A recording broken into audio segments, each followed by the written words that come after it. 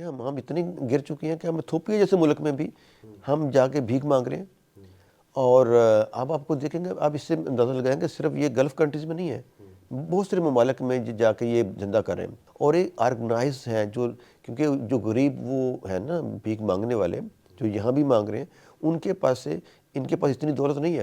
انسانی سمگلنگ کی طرح پاکستان میں اور بیرون ملک پاکستانی بھکاریوں کی گرفتاری کا چیلنج ایف آئی اے کے لیے کافی مشکل ہوتا جا رہا ہے. ایف آئی اے کی جانب سے اس کو روکنے کے اقدامات تو کیے جا رہے ہیں اور فلائٹ سے جو ہے وہ مشکوک لوگوں کو آف لوڈ بھی کیا جا رہا ہے، لیکن اس کے باوجود یہ سلسلہ جو ہے وہ پوری طرح تھم نہیں سکا.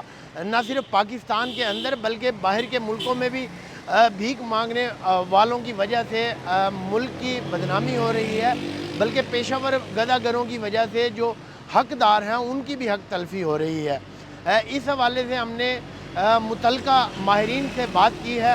آئیے دیکھتے ہیں وہ اس بارے میں کیا کہتے ہیں.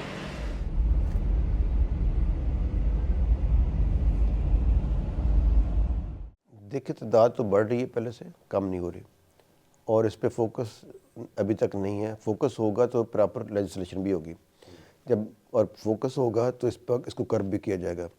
آپ دیکھیں کہ سینکڑوں کی تعداد میں نے لوگ جو ہیں وہ واپس ڈپورٹ ہو کے آ رہے ہیں مختلف ممالک سے.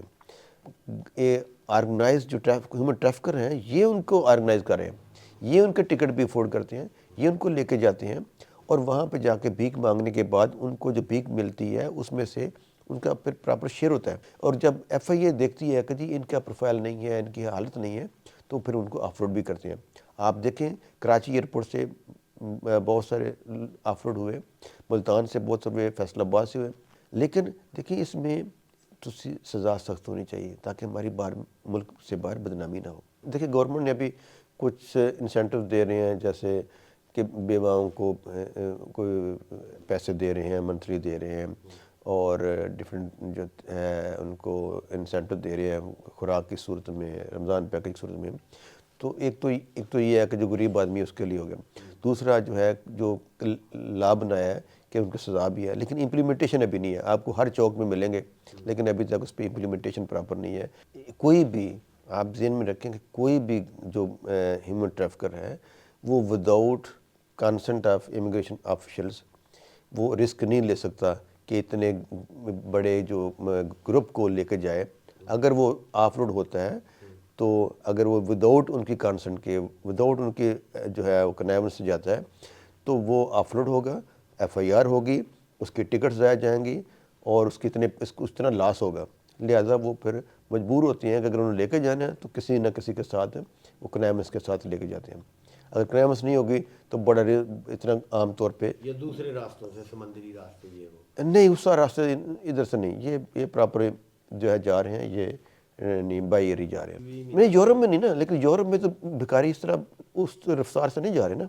لیکن یہ زیادہ تر وہاں ہی جا رہے ہیں جہاں پہ ہماری انٹری ایزی ہے، چاہے گلف کنٹریز ہیں یا کچھ اور سٹیٹس ہیں جہاں پہ جیسے ایران ہے، عراق ہے، یا یہ رشین سٹیٹس ہیں، یا اور جو ہیں جو افریقن کنٹریز ہیں جہاں پہ ہماری فری انٹری ہے یا ہمارا ویزا ایزی ہے. تو یہ بھکاری بھی آپ کو انہی ممالک میں ملیں گے.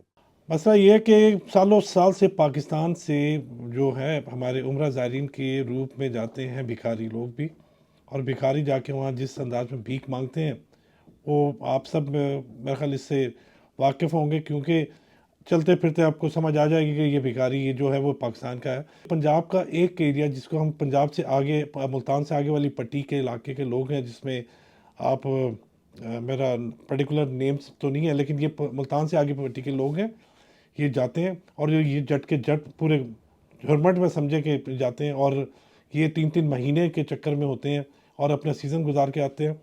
اور سیزن اب جو ہمارا رمضان کا سیزن ہے یہ سب سے بڑا سیزن ہوتا ہے ان کا.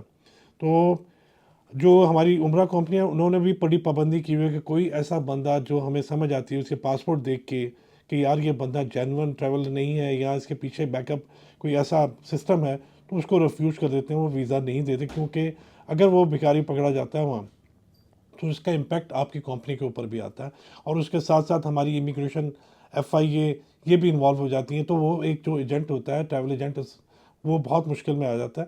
تو ہم نے اپنی جگہ پہ اسکروٹنی کی ہوئی ہے اور اس کے علاوہ ہمارے پاس دوسرا کوئی حل نہیں ہے اس سعودی کے اوپر. حکومت کیا فائن وغیرہ کرتی ہے اس ایجنٹ کو؟ دیکھیں سعودی حکومت نے ابھی تک تو فائن انڈائریکٹلی امپیکٹ نہیں کیا، لیکن جو اوور اسٹے ہوتے ہیں اس کے اوپر 50,000 ریال بھی ہے، 10,000 ریال بھی، مختلف ان کی جو پلنٹیز ہیں. تو ایجنٹ کی جو اپنا ایجنٹ بھی بلاک ہو جاتے ہیں، کمپنیاں بلاک ہو جاتی ہیں. تو اب یہ جو ہے کہ اس میں سختی تو بہت ہو گئی ہے.